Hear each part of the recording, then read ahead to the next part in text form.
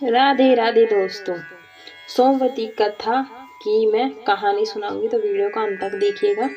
सोमवार को आने वाली अमावस्या को सोमवती अमावस्या कहते हैं। इस दिन सोमवती अमावस्या की कहानी सुनी जाती है। सोमवती अमावस्या के दिन पीपल व तुलसी के पौधे को, वृक्ष को जल, मोली, रोली, चावल, सिंदूर, चंदन, प्रसाद आदि से पूजा की जाती है। धूप दीप दिखाकर 108 बार, और या फिर फल या साग या सब्जी कुछ पीपल को चढ़ाए जाते हैं। इसके बाद 108 परिक्रमा की जाती है। सोमवती अमावस्या की कथा भी सुनी जाती है और 108 या 8 परिक्रमा दी जाती है। 13वीं चीजें सोमवती अमावस्या को ब्राह्मण को दे दी जाती है। तो कथा इस प्रकार से है, कथा को सुनिए ध्यान से। सातु बहू और एक बेटी थी। साहूकार के घर में एक जोगी भिक्षा दिखाई देती है। जोगी को साहूकार बहू भिक्षा देती थी और वह ले लेता था, लेकिन जब बेटी देती होती थी वह भिक्षा नहीं लेता है और कहता है कि बेटी सुहागन तो है, पर इसके बाद में दुहाग यानी दुख लिखा है। यह बात सुनकर बेटी को चिंता होने लगी और उसका शरीर कमजोर होने लगा। उसकी माँ ने पूछा कि बेटी, तुम इतने दिनों इतनी कमजोर दिखाई देती हो। तब उसने बताया कि एक जोगी भिक्षा संभावित होती है, जो कहती है कि बेटी है तो सुहागन, लेकिन इसके नसीब में दुख लिखा है। यह बात सुनकर उसकी माँ ने कहा कि मैं कल सुनूंगी। अगले दिन जब जोगी भिक्षा प्राप्त हुआ तो उसकी माँ छुप कर बैठ गई। जब बेटी भिक्षा देने लगी तो जोगी ने वही बात फिर से बोली। इतनी बात सुनकर उसकी माँ बाहर निकल कर आई और बोली, एक तो हम प्रभु भिक्षा देते हैं और तू ऊपर से हमें गाली देता है। तब जोगी बोला, मैं गाली नहीं देता, जो सच है वही बताता हूँ, जो इसके हिस्से में लिखा है वही कहता हूँ। माँ ने जोगी से कहा कि ईश्वर यह जानता है कि इसका भाग्य में दुख लिखा है, तो यह भी बता दो कि यह कैसे दूर होगा। तब जोगी बोला कि समुद्र तट पर एक सोना बन रहता है, जो सोमवती अमावस्या का व्रत करता है।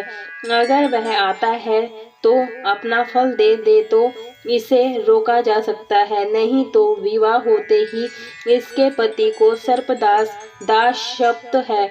यह बात सुनकर माँ बहुत रोने लगी और सोने धोबिन की तलाश में जाने लगी। कारण रास्ते में तेज धूप लग गई तो साहूकारनी में एक पीपल पेड़ के नीचे बैठ गई। उस पीपल के पेड़ में एक गरुड़ पक्षी का किनारा था, जिसमें गरुड़ का एक छोटा बच्चा था।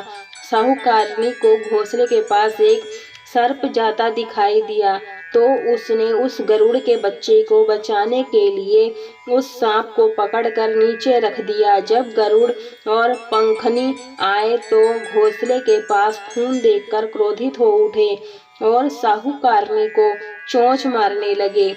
तब साहूकारनी बोली कि मैंने तो आपके बच्चे की जान बचाई है, यह सर्प तुम्हारे बच्चे को मार डालने वाला था, तो मैंने इसे ही मारकर गिरा दिया। गरुड़ ने सर्प की ओर देखा, कहा कि हमारे बच्चे की जान बचाई है, यह परमेश्वर जो मांगना चाहता है। तब मुझे साहूकारनी बोली कि 7 समुंदर पार सोना धोबन के घर छोड़कर आए।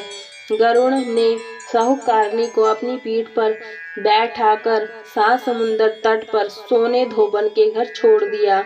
वहां पहुंचे साहूकारनी ने सोचा कि सोना धोबन को कैसे राजी किया जाए। सोना धोबन के 7 बहू थे। उसके 7 बहुएं काम को लेकर रोज लड़ाई करती थी और काम भी नहीं करती थी। रात को जब सब सो जाते हैं तो साहूकारनी सोना धोबन के घर जाती और उसका सारा काम कराती। गायों को नहलाती, घर की सफाई करती है, रसोई का काम करती है, चौका टॉस करती है, आटा पीसती है, कपड़े धोती है, पानी भरती है और दिन होने से पहले ही चली जाती है।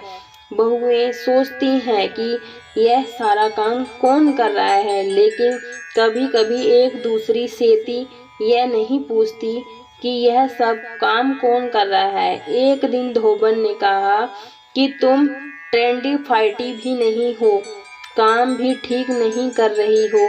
तो बहुओं ने कहा कि सासू माँ जी, काम तो हम ही करना छोड़ दें, चाहे तो हम लड़े या राजी से करें, इसलिए लड़ाई करने का क्या फायदा। सोना धोबन ने सोचा कि आज देख लें कि कौन सी बहू काम करती है, और वह रात को सोई नहीं। उसने देखा कि रात को एक स्त्री आई और पूरा काम करने लगी। तो सोना धोबन ने कहा कि तुम कौन हो और भगवान ऐसी जरूरत है जो तुम इतना काम कर रही हो। साहूकारनी ने कहा कि जरूरत है तभी तो इतना काम कर रही हूँ।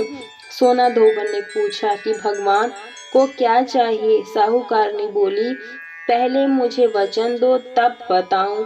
सोना धोबन ने वचन देकर कहा कि अब बताओ। साहूकारनी बोली कि मेरी बेटी के भाग्य में दुख लिखा है, इसलिए आप चलकर उसे सुहाग दे दें और सौमती करें। सोना धोबन अपने बेटे बहू से बोली कि मैं तो साहूकारनी के साथ जा रही हूँ, यदि आपके पीछे से आप खत्म हो जाएं तो तेल घी के कूप में डालकर छोड़ दें। फिर दोनों जाने साहूकारनी के घर चली गई। साहूकारनी की बेटी का ब्योरा होने के नाते दूल्हा फेरों में बैठी सोने की धोबन के पास घुटनों के पास कच्चे करवा रखा, उसमें दूध डाला और तात का तार लेकर बैठ गया। थोड़ी देर बाद सांप के ग्रुस खाने के लिए आ गए। सोना धोबन ने करवा आगे रखा और तार से बांध दिया, लेकिन दूल्हा डर के मारे मर गया। तब सोना धोबन ने टीके में से रोली निकाली, मांग में सिंदूर, आवटन कोआ, आँख में से काजल, आवटन और बंधन निकालकर छोटी उंगलियों से छठी मारा और बोली कि आज दिन तक मैंने जितनी सोमवती अमावस्या करी उसका फल तो साहूकार की बेटी को लग जाए, और आगे जो मैं सोमवती अमावस्या देखकर मेरे बेटे को लगे। इसलिए ही दूल्हा जीवित हो गया और सब सोमवती की जय जय बोलने लगे। सोना धोबन फिर से लगी। तब साहूकारनी बोली कि काम मेरी जमाई को नया जीवन दान दिया है, इसलिए कुछ भी मांगो। उसने बोली कि मुझे तो कुछ नहीं चाहिए, बस एक हाथ दो। वह हांडी लेकर चला जाती है। रास्ते में सोमवती आता है तो हांडी का 108वां प्रांगण पीपल के पेड़ के नीचे गाड़ कर आ जाता है। घर आने का वादा करते हैं तो उसका पति मरा हुआ तेल और घी के रूप में पड़ा है। तब वह टीके में से रोली निकाली, मांग से सिंद निकाल दिया, कोवा में से काजल निकाली, नूबा में से सेंठ निकालकर चटली उंगलियों से छींटे दिए और बोली, मैंने जो रास्ते में सोमवती की है उसका फल मेरे पति को लगे। इसलिए ही उसका पति उठकर बैठ गया। घर का ज्योतिषी आया और बोला कि जजमान, सोमवती अमावस्या को मेरा क्या है, तो दक्षिणा दे। सोना धोबन बोली कि तुझे तो सोमवती रास्ते में आई थी तो कुछ भी नहीं किया, तो कुछ भी किया वह सब पीपल के नीचे ही गाड़ दिया। ज्योतिषी ब्राह्मण ने जाकर देखा तो 108 और 13 सोने के चक्र मिले। ज्योतिषी ब्राह्मण सबके घर आया और बोला कि ऐसी फेरी की है जो मुझे बोल दिया कि कुछ भी नहीं किया। सोना धोबन बोली, यह तो तुम्हारे हिस्सा से ही हुआ है, इसलिए इसे तुम ही ले जाओ। ब्राह्मण बोला कि मेरी तो इसमें चौथी प्रविष्टियां हैं, बाकी आपका मन हो उसे दे देना। पूरी नगरी में बोल दिया गया कि सब सोमवती अमावस्या का व्रत है। हे सोमवती अमावस, जैसे साहूकार की बेटी को सुहाग दिया, समरूपता सोमवती अमावस्या की कहानी कहने वाले को, सोमवती अमावस की कहानी सुनने वाले को, हामी भरने वाले को और अपने पूरे परिवार को देना। जय सोमवती अमावस। सोमवती अमावस की कहानी थी यहाँ तक कि संपन्न होती है। मैं आशा करती हूँ कि आपको सोमवती अमावस्या की कहानी पसंद आई होगी। अगर पसंद आई है तो अपने दोस्तों में, अपने रिश्तेदारों में इस वीडियो को ज़्यादा से ज़्यादा शेयर कीजिए और लाइक कीजिए। लाइक करने से मुझे मोटिवेशन मिलती है ऐसी और नई वीडियो बनाने के लिए।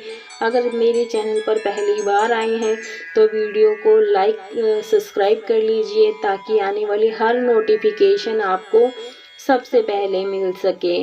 और सोमवती अमावस्या आपके घर में सुख शांति प्रदान करे और सभी को खुशहाल रखे। तो यहाँ तक की थी हमारी कहानी। पसंद आई है तो जरूर लाइक। सोमवती अमावस्या के कुछ उपाय बताती हूँ। सोमवती अमावस्या के दिन पड़ने के कारण इसका महत्व और भी अधिक बढ़ जाता है, इसलिए आज के दिन भगवान शिव की पूजा करने से विशेष फलों की प्राप्ति होती है। आज के दिन शिवलिंग में जल से अलावा कच्चा दूध, दही से भी अभिषेक करें। इससे के साथ बेल, धतूरा भी आदि चढ़ाएं, इससे भगवान शिव प्रसन्न होते हैं। सोमवती अमावस्या के दिन पीपल के पेड़ की पूजा करना लाभकारी होता है, इसलिए आज के दिन पीपल में जल चढ़ाएं। ऐसा करने से तरक्की और धन में भी लाभ मिलता है।